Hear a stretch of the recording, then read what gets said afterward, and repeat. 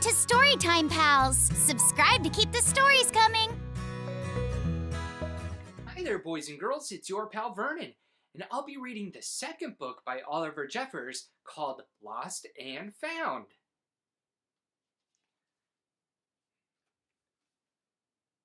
Once there was a boy who found a penguin at his door.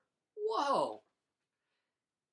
The boy didn't know where it had come from, but it began to follow him everywhere. The penguin looked sad, and the boy thought it must be lost. So the boy decided to help the penguin find its way home.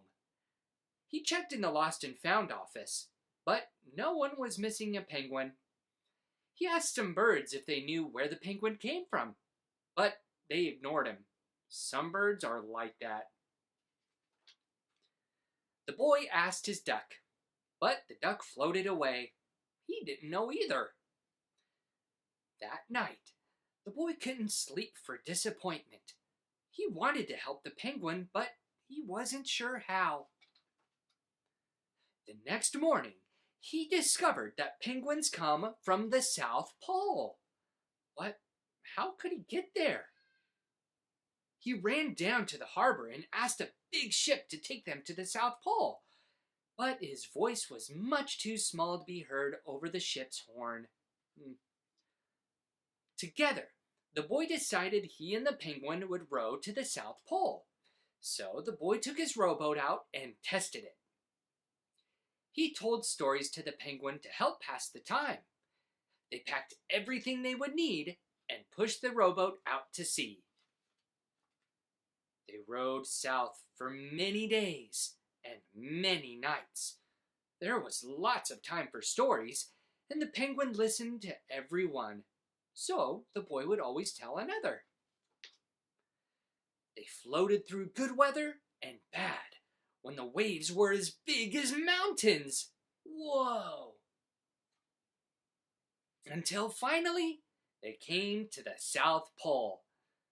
The boy was delighted, but the penguin said nothing. Suddenly, it looked sad again as the boy helped it out of the boat. The boy said goodbye and floated away. When he looked back, the penguin was still there, but it looked sadder than ever. Aww. It felt strange for the boy to be on his own. There was no point in telling stories now, because there was no one to listen. Instead, he just thought. And the more he thought, the more he realized he had made a big mistake. The penguin hadn't been lost. It had just been lonely. Quickly, he turned the boat around and rowed back to the South Pole as fast as he could. At last, he reached the pole again. But where was the penguin? The boy searched and searched, but he was nowhere to be found. Sadly, the boy set off for home.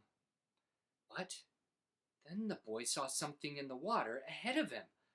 Closer and closer he got, until he could see the penguin!